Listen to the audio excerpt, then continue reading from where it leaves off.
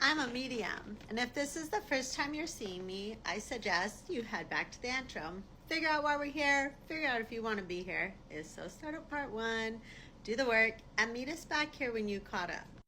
For everyone else, this is part 84. And I want to talk about another way to protect yourself.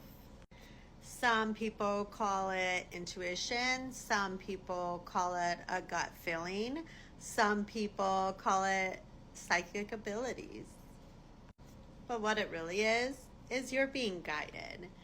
And what it boils down to is you're either going to listen to it or you're going to choose not to, and you're going to ignore it.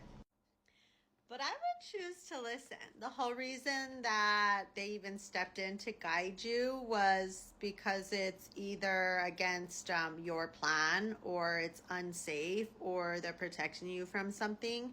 So I would definitely listen. If you choose to not listen, what they were protecting you from would probably end up happening.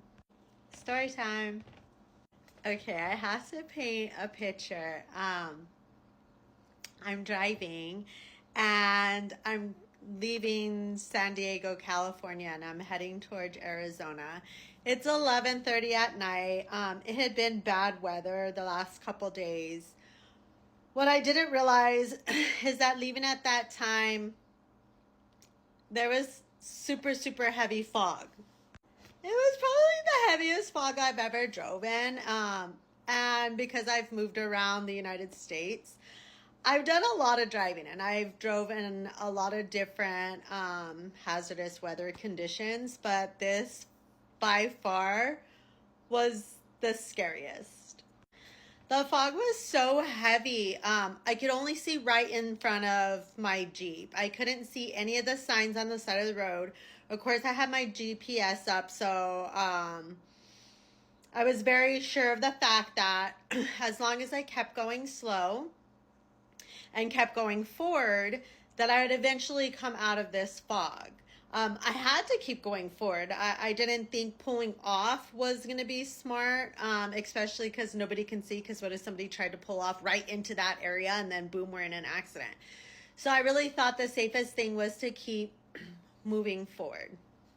The speed limit on Interstate 8 is 70 miles an hour.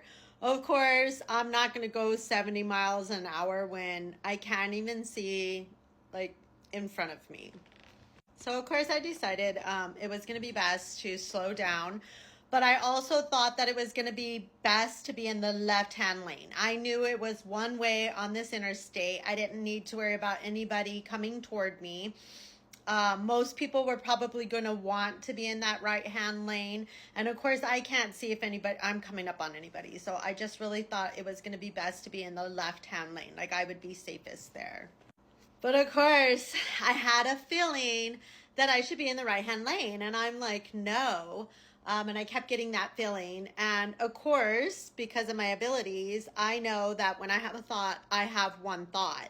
And because it kept repeating, and I just had this strong urge, I stopped fighting it and I got in the right-hand lane. I also had my brights on. I guess that wasn't very smart, but I had a feeling, obviously, to turn off my brights, and then I could see a little bit better. I still couldn't see the sides of the road, but I felt like I could see a little bit better. I then had the feeling that I should turn on my hazards, and I've never done this before, but I was like, okay, I mean, that makes sense. It would be smart. I mean, make sure people can see me, right? So I'm going 45 miles an hour, which for 70 miles an hour on that freeway is considerably slow. And as I'm driving, I am a little nervous. You know, I'm by myself, but in life I'm by myself, and I have to be okay with that. So all of a sudden, what looks like a bright light ahead of me coming around a corner and then starting to come toward me. At this point, I was like, that better be God, because nobody should be coming toward me. Of course, it's so foggy, I can only just see this bright light. I really don't know what it is. You guys, it was terrifying. Then all of a sudden, through the clouds, but the clouds were so thick that this car appears, and it appears slowly because of course I'm seeing this car drive out of the clouds where I can't see anything. And it was eerie. It was almost like I was seeing it in slow motion. It was almost like I was in the movies. Like, it seemed not real. And then time caught up and the car was gone. And I couldn't see it anymore. It disappeared in the clouds behind me. I almost felt like I wish I was recording it, but like how unsafe that had been. And honestly, I was just terrified, and I was trying to brace myself for whatever was coming. If I had went with what I wanted to do, I would have been in that lane. I probably would have been going a little bit faster. And I wouldn't have had my hazards on. And I believe I probably would have met that car at that area where it seemed like there was a light coming around like what could have been a mountain. I believe my angels protected me and guided me through something that could have ended differently. And all I had to do was listen. So just to carry the story the rest of the way, it did not get better. The fog was still so thick, but then all of a sudden I hit heavy, heavy, heavy wind. Like so heavy that now I can actually see the clouds blowing past the front of me so fast. And that's crazy because you can't see wind, but I could see the wind because of how fast it was blowing the clouds in front of me. Terrifying. But once again, I knew that I was protected. I have my angels with me, and I just continued forward very slowly.